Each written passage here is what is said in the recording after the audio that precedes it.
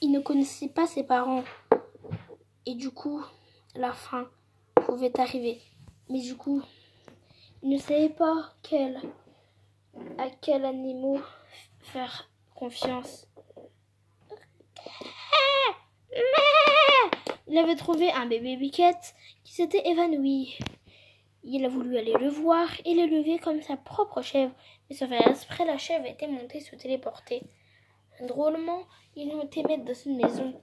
« Bonjour, madame. »« Oh non, par pitié, réveille-toi. » Il s'était réveillé par un coup de son dit. « Merde !»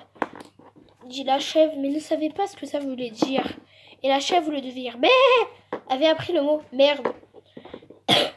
Merde! Et la chèvre avait dit merde. Et lui, il voulait confier cette boîte à la chèvre. Chèvre, veux-tu? Et en fait, on ne va pas passer ce détail. Parce que, en fait, ce détail n'est pas important. En fait, voilà, du coup, il vit seul avec cette chèvre. Enfin, un mouton plutôt, mais bon, c'est pas grave. Ce mouton s'est fait assassiner dans une maison. Et le jeune homme a voulu dormir sur le toit. Mais après ça, ses parents s'inquiétaient beaucoup.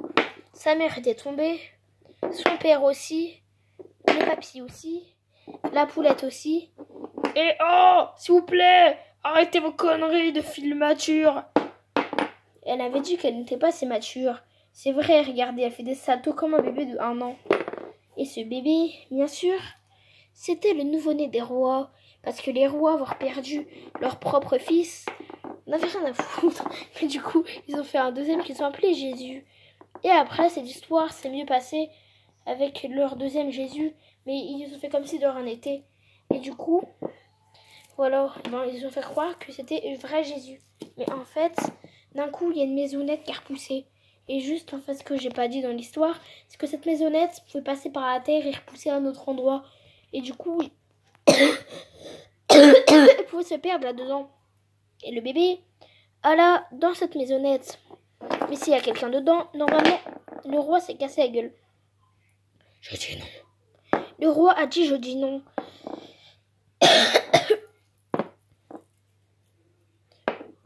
Oh mais en Irlande.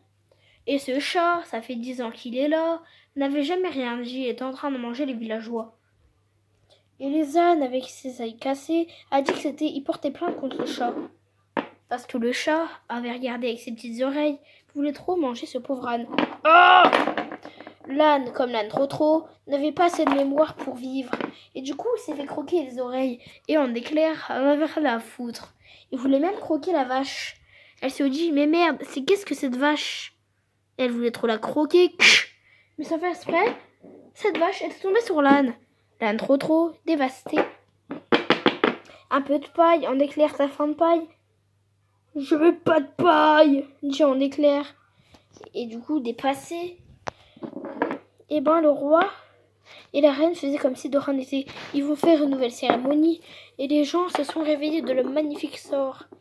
Et du coup, cette cérémonie a été faite un instant, je vous prie.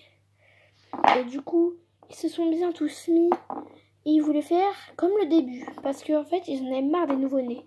Du coup, ils ont remis, en fait, la dame aux œufs a fait exprès de mettre les agneaux sur le toit. Mais bien sûr, il en manquait qu'un. Du coup, ça faisait pas comme le départ. Pendant ce temps, Jésus était perdu. Il ne savait pas si ses parents les avaient remplacés. Et cette chèvre voulait le consoler en disant « Ne t'inquiète pas, on sera tous réunis dans la vie. Un jour ou l'autre, ça sera fini cette histoire. » Jésus ne croyait pas trop. Et cette dame a dit « Je vous jure que si. » Et en fait, cette histoire a voulu être réglée par le roi. Il disait « Allons retrouver notre Jésus. » La maman était tellement soulagée qu'elle voulait rester à la maison. Avec le nouveau-né Jésus. Avec le grand-père qui voulait pas faire la guerre. Moi, désolé, j'ai besoin de cuisiner. Moi, j'ai besoin d'élever mes animaux. Il restait que les animaux pour l'aider. Moi, j'ai rien à foutre. Et j'ai déjà porté ce Jésus. Et après, en savant, c'est que les mémoires de ces animaux ont été redonnées à d'autres animaux. Le roi a dit qu'il allait retrouver son pauvre petit Jésus.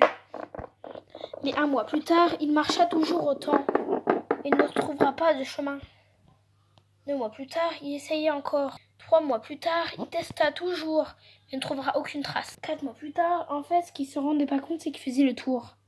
5 mois plus tard, et 6 mois plus tard, et 7 mois plus tard, et 8 mois plus tard, et 9 mois plus tard, et 10 mois plus tard, et 11 mois plus tard, et 12 mois plus tard, il frappa une chèvre et tomba.